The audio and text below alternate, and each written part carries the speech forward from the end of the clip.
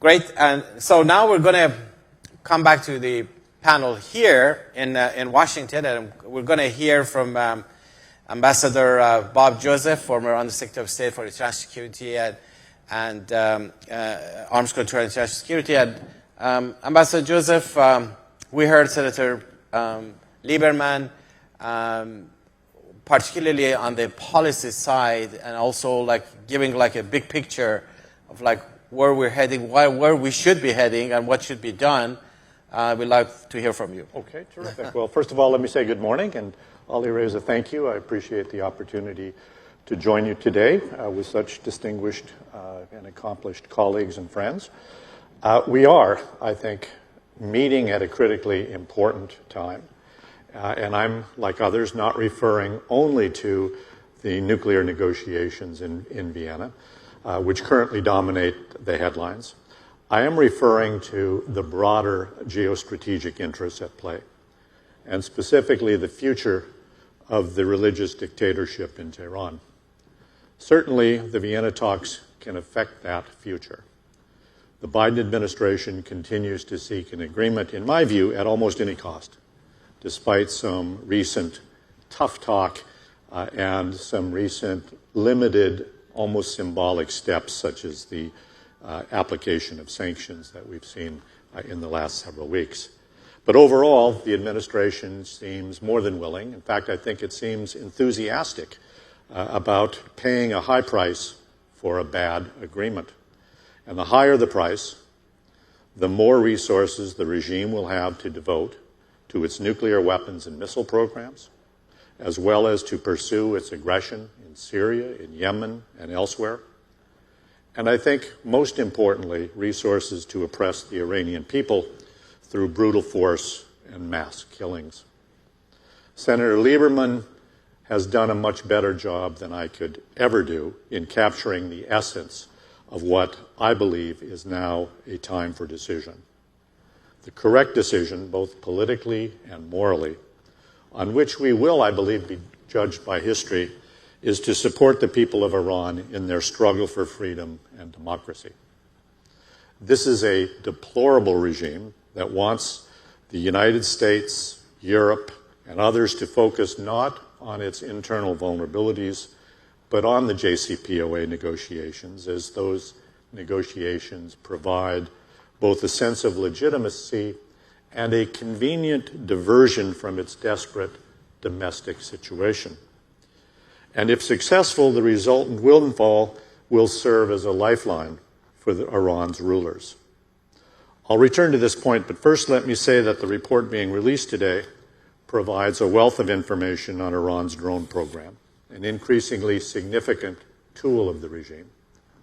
Published by NCRI, the report is informed by numerous sources inside Iran, primarily members of the MEK, who at the risk of their own lives, have worked to expose the true nature of Iran's leaders. The high value placed on drones is reflected in the amount of resources that have been committed to acquiring a large and sophisticated UAV arsenal, both through domestic production and through the illicit procurement of advanced components abroad.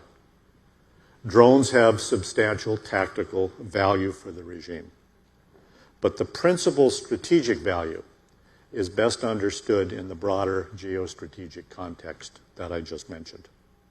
Having lost all legitimacy at home, the regime sees its very survival as a function of its ability to export its influence and ideology outside of Iran. Drones, like ballistic missiles, serve this purpose by providing a means of intimidation and attack. For this reason, the regime will never give up this capability, in my view. And, in my view, this must be a factor in the design of policies and capabilities intended to counter Iran's aggression. As the Biden administration continues what I believe is a quixotic attempt to restore the 2015 nuclear accord, it should keep in mind the lessons and the unintended consequences of that agreement, especially the lifting of sanctions and providing the regime with billions and billions of dollars to devote to weapon systems, such as drones, the expectations of the Obama-Biden administration have been proved to be both false and dangerous, and yet we continue to have those same expectations. The JCPOA was portrayed as a means to engineer positive change inside Iran by strengthening the so-called moderate faction, supposedly headed by President Rouhani against the hardliners. We now know what actually happened to the windfall that was delivered to the regime. The money that was not siphoned off through corruption was used to acquire even more deadly arsenals of missiles, drones, and other weapons to support the murderous Assad regime, the Houthis, and others, including Iran's terrorist proxies. The Biden administration, in rejecting these concerns, has stated that rejoining the JCPOA is only the first step, a step that will be followed by negotiations to address the agreement's flaws, such as its failure to limit ballistic missiles and curb Iran's malign behavior in the region. Yet we all know that when U.S. sanctions are lifted as a condition of rejoining the agreement, it will be the last step, not the first step. The U.S. will have again paid a high price for a bad deal, a price that includes more missiles, drones, more aggression, and more repression. The illusion that Iran can serve as a stabilizing force in the region can only be explained by the triumph of hope over experience. But perhaps the greatest fallacy of the Biden approach is the belief that it can negotiate in good faith with this regime, and that if there is an agreement, Iran will live up to its commitments. On this score, people matter as much, if not more, than stated policy. And the team installed by the Supreme Leader after the fraudulent elections this past September makes evident that the underlying assumptions of the Biden strategy will only produce further failure. Just look at the rogues gallery that constitutes the new Iranian leadership, at least 10 of whom are currently sanctioned by the United States, Europe, and the United Nations. Foremost, of course, is President Raisi, who served as a member of the Death Committee in the murder of thousands of political prisoners in 1988, a true crime against humanity that has recently been described by over 100 European parliamentarians as an act of genocide. These executions, aimed primarily at the MEK, have been widely condemned for decades, with human rights groups calling for an investigation into Raisi's part in the killings.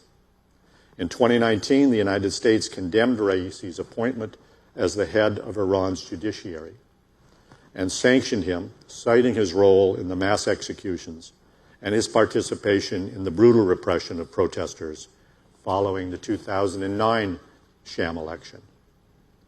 The selection of Raisi as president reflects, in my view, the moral bankruptcy of the mullahs. And most of all, it reflects their fear of the Iranian people's call for justice.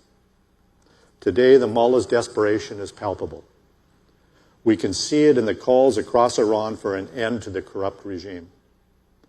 The people of Iran have seen their beloved country become a prison to those inside and a pariah to those on the outside.